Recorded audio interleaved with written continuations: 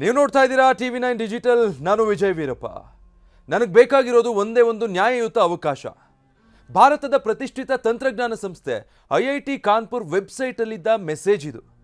Cyber security ಕೋರ್ಸ್ಗೆ admission ಸಿಗಲಿಲ್ಲ ಅಂತ ಒಬ್ಬ ವಿದ್ಯಾರ್ಥಿ ದೇಶದ ದಿಗ್ಗಜ ಸಂಸ್ಥೆಯ ವೆಬ್ಸೈಟ್ ಅನ್ನು ಹ್ಯಾಕ್ ಮಾಡಿಬಿಟ್ಟಿದ್ದ. ಸಾಮಾನ್ಯವಾಗಿ ಇಂಥ ಸೈಬರ್ ಕ್ರೈಮ್ ನಡೆದ ತಕ್ಷಣ ಪೊಲೀಸ್ ಕೇಸ್, FIR, ಜೈಲು ಅಂತೆಲ್ಲ ದೊಡ್ಡ ರಂಪಾಟನೆ ನಡೆಯುತ್ತೆ. ಆದರೆ ಇಲ್ಲೇ ನೋಡಿ ಬಿಗ್ ಟ್ವಿಸ್ಟ್ ಸಿಕ್ಕಿದ್ದು. IIT ಕಾನ್ಪುರ್ ಆ ವಿದ್ಯಾರ್ಥಿ ಮೇಲೆ ಕೇಸ್ ಹಾಕೋ ಬದಲು ಅವನಿಗೊಂದು ಅದ್ಭುತ ಆಫರ್ ಕೊಟ್ಟಿದೆ. ಏನಿದು ಘಟನೆ? IIT ಆಡಳಿತ ಮಂಡಳಿ ತೆಗೆದುಕೊಂಡ ಆ ರೋಚಕ ನಿರ್ಧಾರ ಆದರೂ ಏನು? ಬನ್ನಿ ಇವತ್ತಿನ ಈ ವಿಡಿಯೋದಲ್ಲಿ ಪೂರ್ತಿ ವಿವರ ತಿಳಿಸ್ತೀನಿ. ಈ ಯುವಕ IIT ಕಾನ್ಪುರದ BTech ಸೈಬರ್ ಸೆಕ್ಯೂರಿಟಿ ಕೋರ್ಸ್ಗೆ ಅರ್ಜಿ ಸಲ್ಲಿಸಿದ್ದ. ಆದರೆ ಪ್ರವೇಶ ಪರೀಕ್ಷೆ ಅಥವಾ ಆಯ್ಕೆ ಪ್ರಕ್ರಿಯೆಯಲ್ಲಿ ಆತನಿಗೆ ಸೀಟ್ ಸಿಕ್ಕಿಲ್ಲ. ಇದರಿಂದ ನಿರಾಶೆಗೊಂಡ ಆತ ತನ್ನ ಸೈಬರ್ ಸೆಕ್ಯೂರಿಟಿ ಪ್ರತಿಭೆಯನ್ನು ಸಾಬೀತುಪಡಿಸೋದಕ್ಕೆ ನೇರವಾಗಿ IIT ಕಾನ್ಪುರದ ಅಧಿಕೃತ ವೆಬ್ಸೈಟನ್ನು ಹ್ಯಾಕ್ ಮಾಡಿ site is hacked, all I need is just A fair chance ಅಂತ ಬರೆದ್ಬಿಟ್ಟ. ಇಷ್ಟಕ್ಕೆ ನಿಲ್ಲದೆ ತಾನು ಹ್ಯಾಕ್ ಮಾಡಿರೋ ಸ್ಕ್ರೀನ್ಶಾಟ್ಗಳನ್ನು X ಮತ್ತು ರೆಡಿಟ್ ಪ್ಲಾಟ್ಫಾರ್ಮ್ಗಳಲ್ಲಿ ಶೇರ್ ಮಾಡಿಕೊಂಡು ನಾನೇ ಇದನ್ನು ಮಾಡಿದ್ದು ಅಂತ ಮುಕ್ತವಾಗಿ ಹೇಳ್ಕೊಂಡ.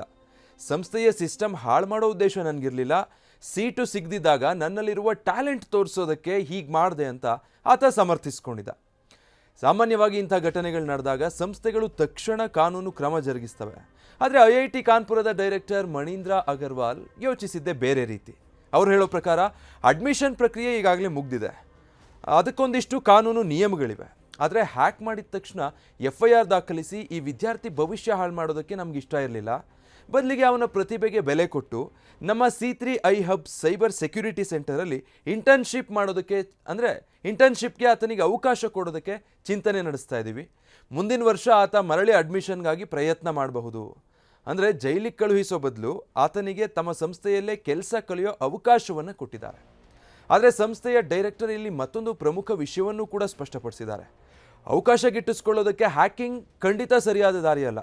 ಅಡ್ಮಿಷನ್ ಪ್ರಕ್ರಿಯೆಯಲ್ಲಿ ಹ್ಯಾಕಥಾನ್ಗಳ ಮೂಲಕ ಪ್ರತಿಭೆ ತೋರಿಸೋದಕ್ಕೆ ಸಾಕಷ್ಟು ಅವಕಾಶಗಳಿತ್ತು. ಇಂಥ ಕಾನೂನು ಬಾಹಿರ ಕೃತ್ಯಗಳನ್ನು ನಾವು ಯಾವತ್ತಿಗೂ ಕೂಡ ಬೆಂಬಲಿಸೋದಿಲ್ಲ ಅನ್ನೋ ಸ್ಪಷ್ಟನೆಯನ್ನು ಕೂಡ ಕೊಟ್ಟಿದ್ದಾರೆ.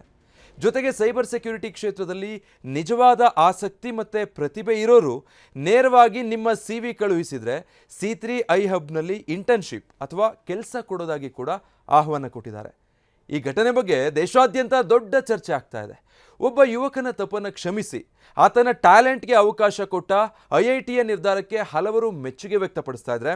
ಇನ್ನು ಕೆಲವರು ಇದು ತಪ್ಪು ಉದಾಹರಣೆ ಆಗಬಾರ್ದು, ಇನ್ನೊಬ್ಬರು ಇದೇ ರೀತಿ ಮಾಡಬಾರ್ದು ಅಂತ ಇದ್ದಾರೆ.